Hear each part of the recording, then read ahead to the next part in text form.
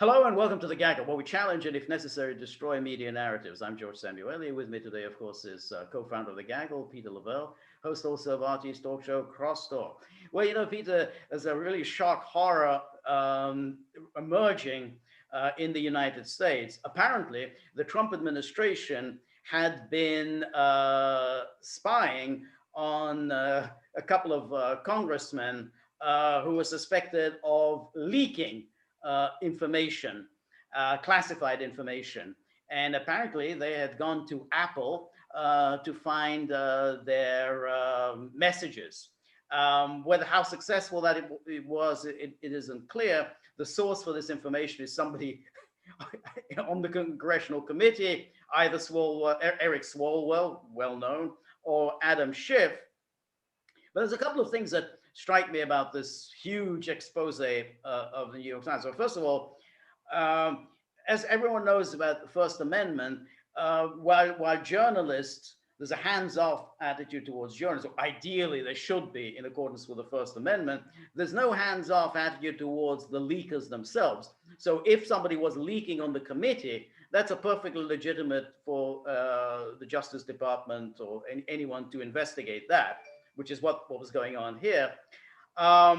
Second of all, that these people, particularly Adam Schiff, were absolutely relentless in spying themselves. Because I don't know if you remember when the first impeachment hearings were held, and then Schiff wrote that huge report, he published all of the sort of information, the telephone calls and whatever, of Devin Nunes, who was the ranking member of the Intelligence Committee, Rudy Giuliani, Trump's lawyer, and John Solomon, who was a journalist. So he published it as part of his report.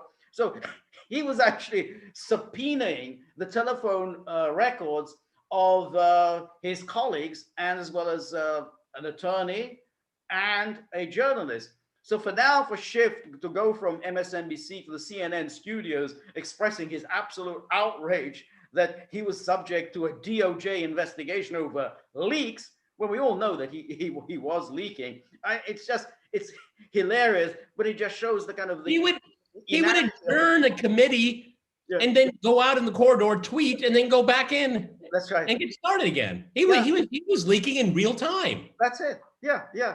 And of course, this wasn't leaking in the way that Julian Assange was, because it's one thing to leak matters that are in the public interest. That is clearly important information for the public to know, which is what Julian Assange was doing. It's quite another to leak just in order to damage your political opponents, and particularly if you're leaking false information. And that's what Schiff was doing when he was running out to talk to reporters. He was saying things that were clearly false.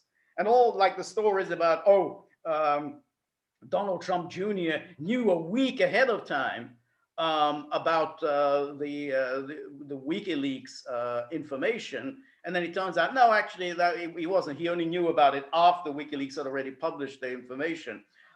So, or the information that Michael Flynn was told by Trump during the election to establish contacts with the Russian government. When we said before the election, we meant after the election. So that's the leaks that Schiff was responsible for. So this whole indignation is just laughable. Well, what is bizarre and very disappointing to this day, and I will be forever disappointed, I suppose, is that the DOJ is obligated to take a look into these things, because if they could be deemed revealing methods and sources and methods and things like this, the DOJ has to look at it. Is illegal to leak, to be a leaker? Okay, I mean, there's a whistleblower and there's certain protections. They're not always afforded, but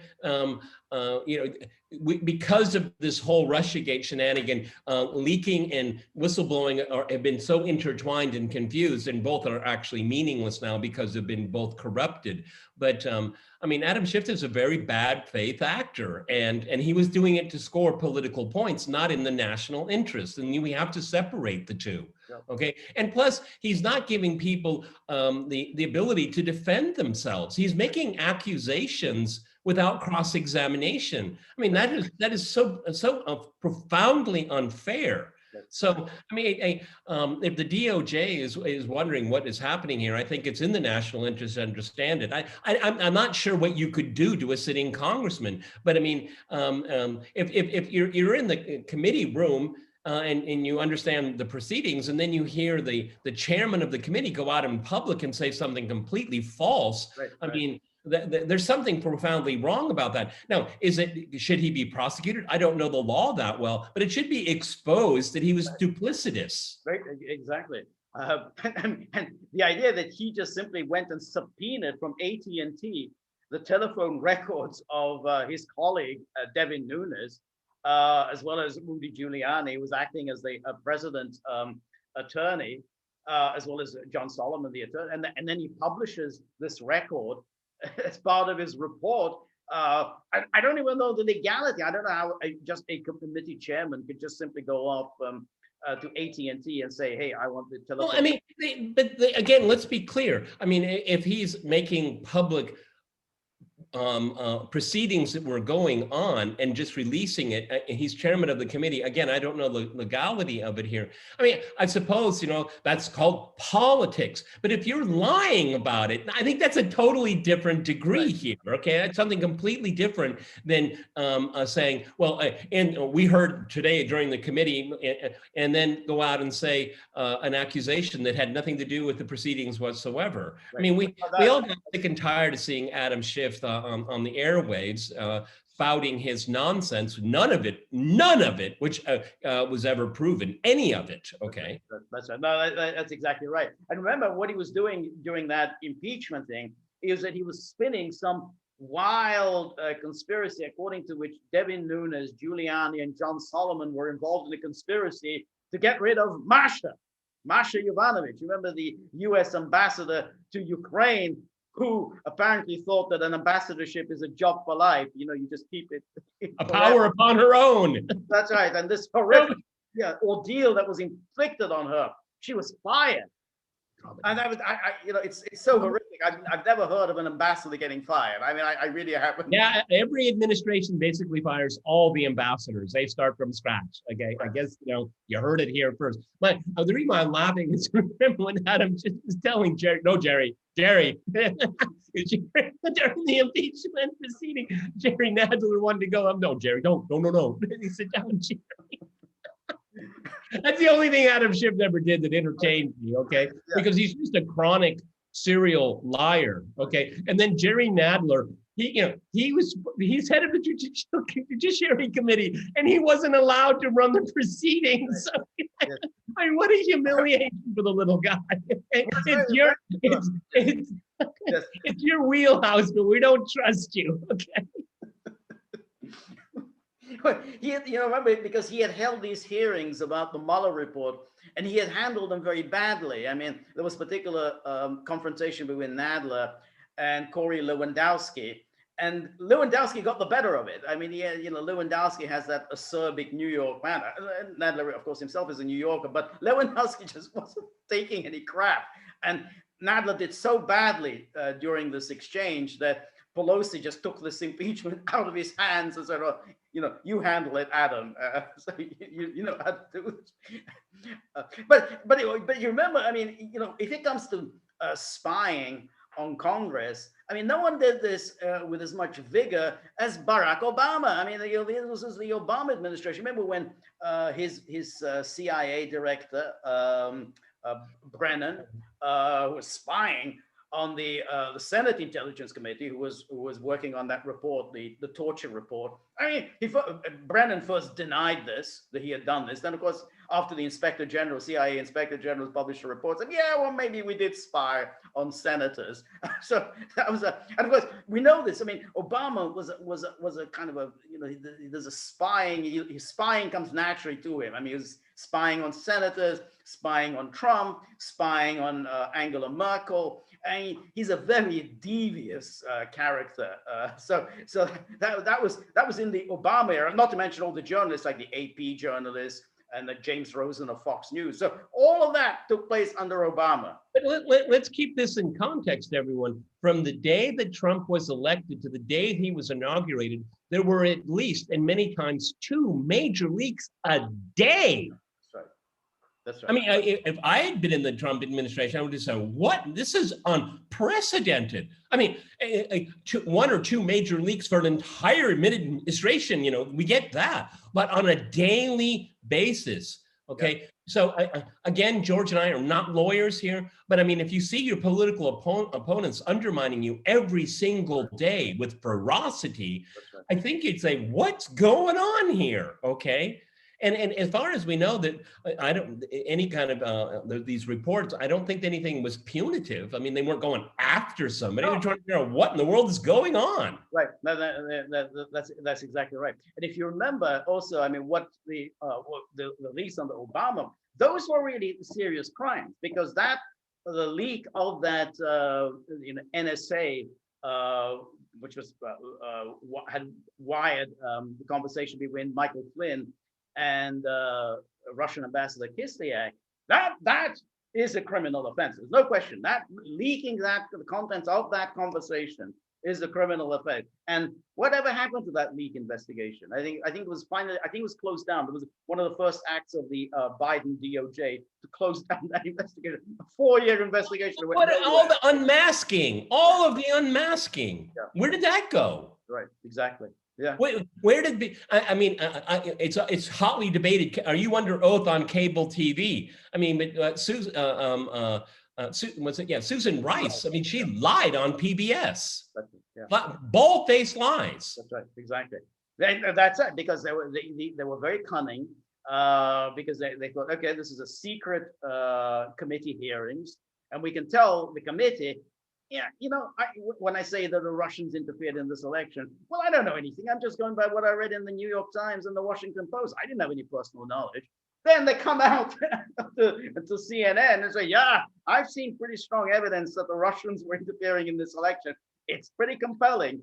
And it's very important to remember, in the waning days of the Obama administration, they expanded enormously the number of people that had access to sensitive, confidential, even top secret information, and with the explicit purpose to disseminate it as far and as wide as possible, to create this net to go after the Trump orbit. I mean, Obama sanctimoniously goes on TV, scandal-free administration. I think it's one of the most corrupt ever. Yeah, absolutely. And notice also how it was forgotten that how he actually prosecuted his political adversaries. I mean, remember the guy was the governor. The governor of Illinois, remember that? Oh yeah, the Polish guy, yeah. Yeah, Blagojevich. Then of course, John Edwards, who was, and he was acquitted. No time at all. He was acquitted. But John Edwards had been his rival in 2008 when he won that nomination. This is a vindictive person, Obama. And you say, yeah, no scandals. You mean spying on sitting senators? That's not a scandal. Spying on your political opponent, a rival campaign, it's not a scandal. I mean, but the media just they were so in love with him that they happily go along with these absolutely falsehoods that he continues to spout to this day. Well, I mean, like the original October surprise. I mean, it was because of George H. Bush. They wanted to go down this rabbit hole of what he might have done in thwarting a solution to the Iran hostage crisis. Okay, but I mean, it's always one-sided. I mean, it's always a pass. Right. When it comes to people they need to protect. Right. And of course, I mean, Barack Hussein Obama is in the quintessential protection program that you could ever imagine. I mean, he's a saint and nothing. Did you see that interview? He said, he was mocking, people are worried about critical race theory. Who knew? There's a lot of families, Mr. President, are worried about their children are being indoctrinated by this garbage, okay? Yeah. And, he just makes light of it. Here's a man that has privilege of unprecedented levels of a former president, okay? I mean, Franklin Delano Roosevelt, had he survived his term, he came from a rich family. I mean, Barack Obama, he was a community organizer only a few years earlier, and now he owns property in Martha's Vineyard. Shouldn't you be a little thankful, Mr. Former President? That's right, yeah. The evil white society, which bestowed the presidency on him twice, and has giving him and his wife fabulous wealth. But it's riddled with racism. No, that's who he is. And incidentally, his megalomania.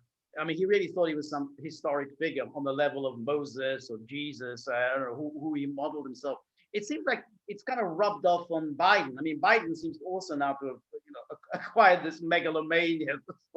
It's like we were talking in that earlier video about all these existential crises that he's is slap bang in the middle of. Can you imagine the self-importance that's involved here? So yeah, go on. Yeah, for the differences I have on so many levels with the former President Obama, we could go on for days on that one, but he was a very talented politician, and he was very talented in presentation of himself. Joe Biden, no, not so much. No, that's the problem. He, a very, very boring man. He always was. Now he's a little decrepit. That adds to his boringness. But he was always boring. He is a boring person. He has a boring mind. There's nothing interesting about him. He's a time server. He's a glad hander, a backslapper. And now he's just and global businessman, apparently. I need to get paid back for all the backslapping I had to go through and all that rubber chicken and corn I had to eat on the campaign trail. Okay, it's my payday. It's my day. Okay. Yeah. That's it. And that's so. Boris Johnson said something like, "Oh, the other day, God, Joe Biden, he's a breath of fresh air." Breath of fresh air. Talk about stale air. It's like coming into a room in a house that hasn't been aired in about 20 years. It's about as fresh as old-fashioned air conditioning. It smells bad and it gets stuck in your nose. Jeffrey Toobin's back. We'll talk about that on Thumbs Up, Thumbs Down. Right. All right, Peter. We will, of course, maintain our laser-like focus on... And we're on the Gaggle. Please go to the gaggle.locals.com. Where's Buddy? Buddy is sleeping, okay? But we have a tip jar named after Buddy. Exactly. Named for Buddy and for us, because we're getting hungry, and if we don't get any tips, we don't eat. So think of us. All right, we're on Rumble. Look us up there, and if you like the Gaggle, please like, share, and subscribe. See you soon. Bye.